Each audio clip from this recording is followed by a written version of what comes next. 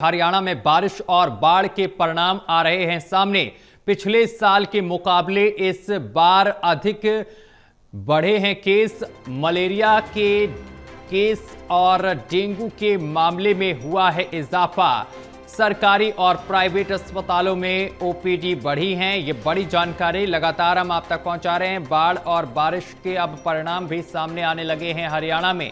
बता दें कि पिछले साल के मुकाबले इस बार अधिक केस बढ़े हैं। मलेरिया के केस बढ़े हैं, डेंगू के मामलों में इजाफा हुआ है। सरकारी और प्राइवेट अस्पतालों में ओपीडी बढ़ाई गई हैं।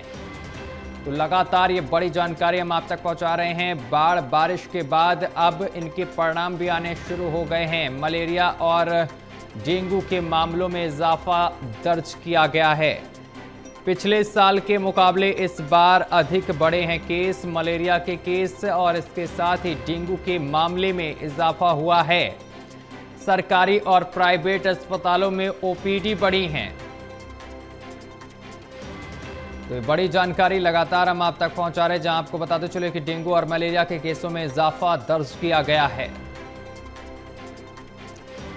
और इस खबर पर अधिक जानकारी के साथ एसोसिएट एडिटर देवेंद्र कथुरिया हमारे साथ जुड़ गए हैं। देवेंद्र जी, हरियाणा में बारिश और बाढ़ के बाद अब परिणाम भी आने शुरू हो गए हैं, क्योंकि मलेरिया और डेंगू के मामलों में इजाफा दर्ज किया गया है इस बार।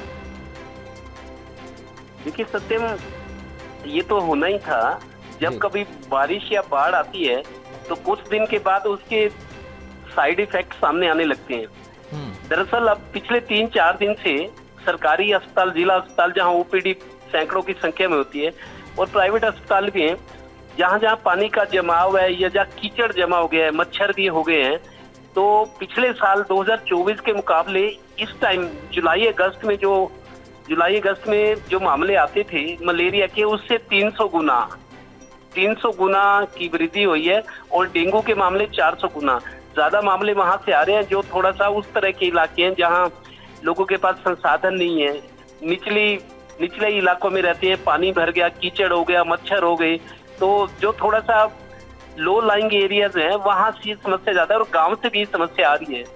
क्योंकि शहरों में ये है कि थोड़ा सा पानी निकासी का सिस्टम होता है, ये लोग अपने संसाधन यूज करते हैं। सरकारी एजेंसियों को तो बुरा हाल है, सरकारी एजेंसी को बहुत बुरा हाल है। सेक्टर 17 जो पोस्ट सेक्टर है पानीपत का, तो यहाँ मार्केट में इतनी बदबू है, सीवर ओवरफ्लो हो रहे हैं। बांके बिहारी सोसाइटी है यहाँ सेक्टर 17 में, सीवर एक महीने से लीक हो रहे हैं, कोई सुनवाई नहीं, लोग शिकायत करके थक चुके हैं। तो लोग अपने संसाधनों से जो जरूरत है वो पूरी कर रहे हैं, लेकिन जो गरीब तबके के लोग हैं, जो लो लाइंग एरियाज हैं, या थोड़ा संसाधनहीन लोग हैं, साधनहीन, उनकी समस्या बढ़ गई। और ज्यादा केस उन इलाकों से आ रहे हैं, डेंगू के और मलेरिया की।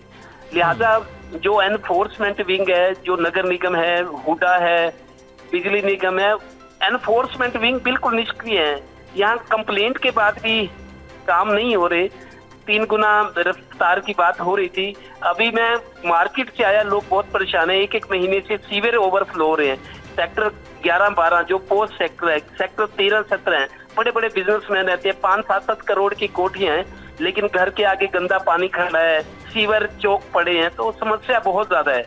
लेकिन हॉस्पिटलों की बात करें तो 300-400 गुना केस बढ़ गए हैं, मलेरिया के 300 और डेंगू के 400। आज सरकारी अस्पताल में तो मेरे को लगता है बेड की भी दिक्कत हो गई है, क्योंकि भीड़ बढ़ गई है। जी देवेंद्र जी, जिस तरीके से आप बता रहे हैं कि डेंगू और मलेरिया के केसों में लगातार इजाफा देखने को मिल रहा है, क्या इसमें सरकार और स्थानीय प्रशासन की लापरवाही है? बाढ़ ग्रसित जो इलाके हैं यहाँ पर फॉगिंग नहीं की गई? देखिए, फॉगिंग नाम मात्र की होती है। लोग कहते हैं, देखिए फॉगिंग का जो काम है, स्वास्थ्य अधिकारियों को खुद उन इलाकों की वो चिन्हित करना होता है जहाँ बीमारी का प्रकोप बढ़ सकता है, बीमारी आ सकती है। वहाँ होता है थोड़ा बहुत दिखाने के लिए, क्योंकि जिला प्रशासन, डिप्टी कमिश्नर जब स्वास्थ्य विभाग या सारे विभागों की मीटिंग लेते हैं मॉनसून से पहले, तो उनको बताने के लिए होता है कि हमने फलां इलाके में छिड़काव किया है मलेरिया डेंगू से बचाव के लिए। थोड़ा बहुत होता भी है, लेकिन गंभीरता मेरे को लगता है कम रहती है सरकारी एजेंसियों पे, क्योंकि भरोसा रहा नहीं है। और जो एनफोर्समेंट विंग है, जो स्वयं संज्ञान लेते हैं कि कहाँ दिक्कत है, वो दिक्कत आए ना, उससे पहले उसका निराकरण हो जाए, ऐसी ये समस्या सरकारी एजेंसियों की लगातार चल रही है। और अब तो हुडा के जो सेक्टर्स है, पोस्ट सेक्टर्स, महंगे मकानों में लोग रह रहे हैं, सीवर सिस्टम फेल हो चुका है। सेक्टर 11-12 पोस्ट कॉलोनी है, वहाँ जजेस भी रहते हैं, अच्छे बड़े बिजनेसमैन है। 11-12 सेक्टर की भी, अब सेक्टर 13-17 में भी सीवर पूरी तरह से चोक हो गए हैं।